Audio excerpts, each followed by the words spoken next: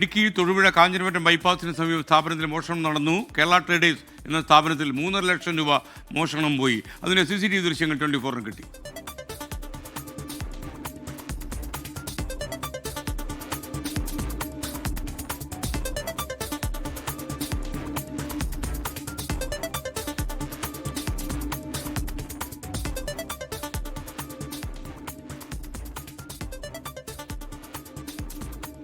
ഈ മോഷാക്കൾ പമ്മി നടക്കുന്നുണ്ട്. നമുക്ക് തോന്നും പൈസ കൃത്യമായിട്ട് എവിടെ വെച്ചിരിക്കുകയാണെന്ന് അവർക്ക് അറിയാൻ തോന്നും. ഇറങ്ങി പോടേ, കുറച്ച് എടുത്തില്ലയോ?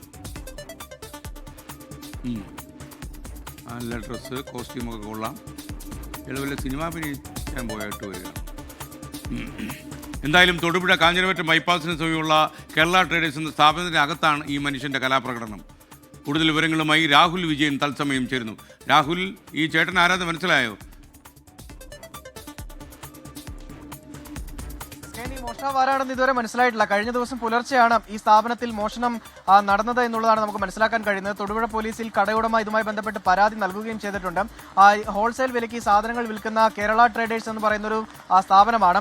ഇവിടെ ഈ 3.5 ലക്ഷം രൂപ ഉണ്ട് എന്ന് അറിഞ്ഞു കയറിയതാണോ ഈ കള്ളൻ എന്നൊരു സംശയം കൂടിയുണ്ട്. കാരണം കൃത്യം ആ പൈസ ഉള്ള ദിവസം തന്നെ എങ്ങനെ ഈ കള്ളൻ എത്തി എന്നുള്ളൊരു ചോദ്യം തന്നെയാണ്. എന്തായാലും തന്ത്രപരമായിട്ട് അല്ലെങ്കിൽ ഈ കള്ളന്മാരുടെ പ്രത്യേക വേഷങ്ങളൊക്കെ ധരിച്ച് പിടിക്കപ്പെടാത്ത രീതിയിൽ കൃത്യമായി വന്ന് ഈ പണവും എടുത്തുകൊണ്ട് പോയി എന്നുള്ളതാണ് ഏറ്റവും പ്രധാനപ്പെട്ട കാര്യം. പക്ഷേ ഈ CCTV ക്യാമറകൾ ഉള്ള കാര്യം ഈ കള്ളന്മാർക്ക് അറിയില്ലേ എന്നൊരു സംശയമുണ്ട്. ഈ ക്യാമറകൾക്കെല്ലാം മുന്നിൽ ഈ കള്ളൻ എത്തിയിട്ടുണ്ട്, കൃത്യമായിട്ട് മുഖം പതിഞ്ഞിട്ടുണ്ട്. പക്ഷേ പരിചയമുള്ള മുഖമല്ല. പോലീസ് ലിസ്റ്റിൽ കള്ളന്മാരുടേതായിട്ടുള്ള ഫോട്ടോ പരിശോധിക്കുമ്പോൾ ഈ കള്ളനെ പരിചയമില്ല എന്നുള്ളതാണ് പോലീസ് പറയുന്നത്. പുതിയൊരു കള്ളനാണ്. എന്തായാലും ഇയാളെ പിടികൂടാനുള്ള നടപടി തൊടുപുഴ പോലീസ് സ്വീകരിച്ചിട്ടുണ്ട്. അത് എത്രയും വേഗം ഉണ്ടാകുമെന്നുള്ളതാണ് പ്രതീക്ഷിക്കുകയും ചെയ്യുന്നത്. ആ കള്ളനെ പിടികൂടട്ടെ.